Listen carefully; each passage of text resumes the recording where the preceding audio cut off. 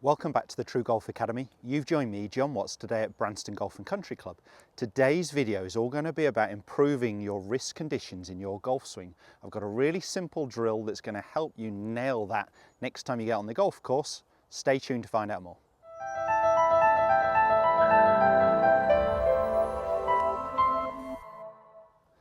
As mentioned, today's video is all going to be about the wrist angles in your backswing and your downswing, and I've got a really simple drill with the aid of using a coat hanger that's going to really improve your wrist angles in the golf swing.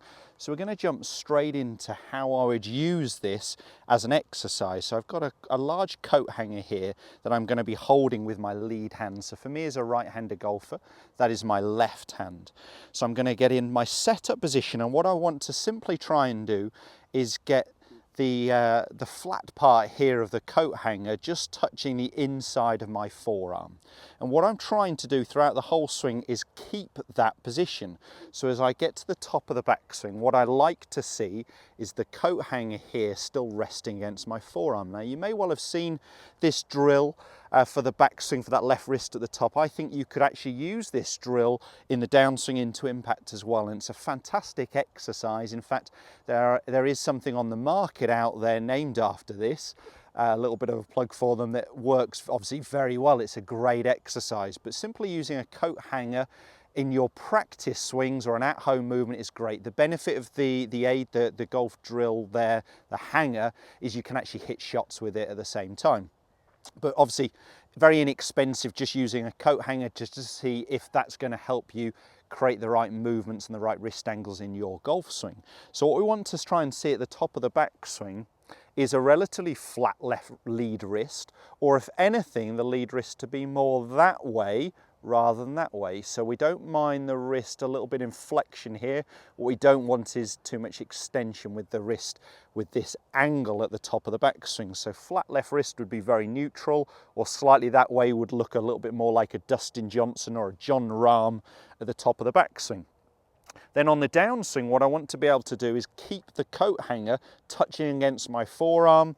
And even as I wind into impact here, if I get this still touching my forearm, you'll see that I get this very flat lead wrist, and it feels like the back of my lead wrist is actually facing downwards a little bit more. What we don't want to see at any part of the swing is the coat hanger moving away from my forearm. So if at impact it moved backwards, you can see a real kink there in my lead wrist, where I'm feeling like I'm going to be adding a lot of loft, scooping at the ball, potentially hitting the ground first. So I want to try and keep it in contact with my forearm, not away.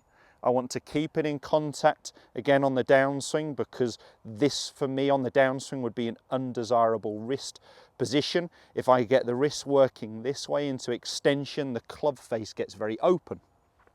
Now the problem with an open club face on the downswing, so if this club face is open here, it takes a lot of shutting and closing to try and square the club face. Now we can do it, but anytime we're really having to overuse the hands and arms to try and get the toe of the golf club to move quicker, the rate of closure is increasing, and our need for timing really increases. It's very hard to time that correctly when we're getting the toe of the golf club passing the heel so quickly.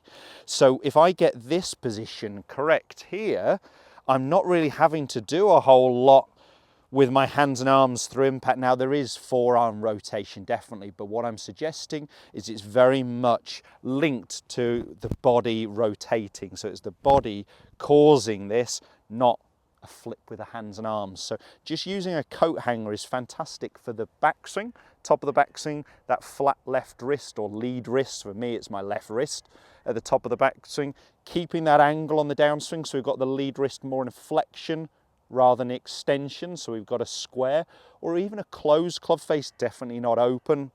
And into impact, we're getting that feeling of that flatter lead wrist that I'll actually be slightly de-lofting the golf club. What we get with a lot of weaker players is they're actually adding a loft to the golf club. They're turning a 7 maybe into an 8 and they're flighting it high. And reality is we should be de-lofting it a little bit. So what we want to try and get is this flatter lead wrist here. Now this is a great drill with any golf club. I'm demonstrating this and I've got a 7-iron in my hand, but it would be relevant for anything.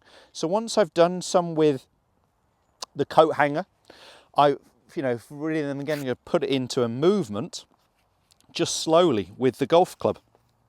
You could even incorporate the coat hanger and the golf club together to try and make it a little bit more realistic, by all means. But I think once you've done some practice swings in golf posture using that hanger, then we can go into actually making some golf swings feeling it. So we're going for this flatter lead wrist at the top of the backswing, not that way. Keeping my wrist more in flexion. What we don't want to see is extension, which would open the club face, get the toe straight up in the air. And what we don't want to impact again is this wrist leaning backwards almost here with this kink. We're trying to develop this sort of impact position. So now that I've done those exercises, I can go ahead and put that into a golf swing movement. So on this one, I'm going to do it nice and slowly just to feel those positions.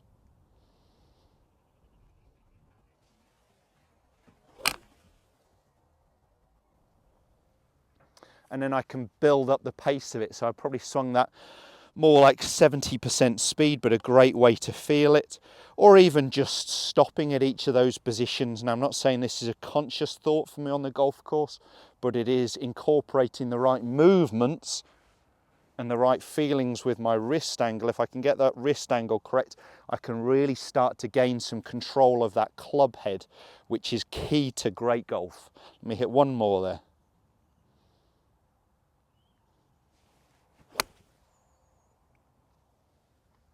So again, nice slow pace, but just trying to get that feeling as if I'm still holding that coat hanger.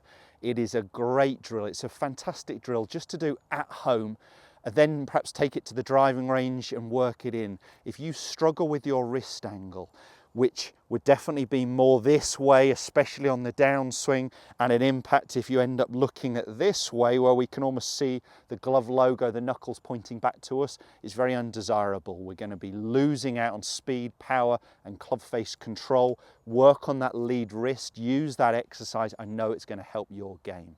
If you did enjoy the content video, if you have found it helpful, make sure you give us a thumbs up and do subscribe to the channel as well. It's the best way to stay in touch and receive notification when all the new videos go live. It is for free, and I do at least 2 instructional videos a week.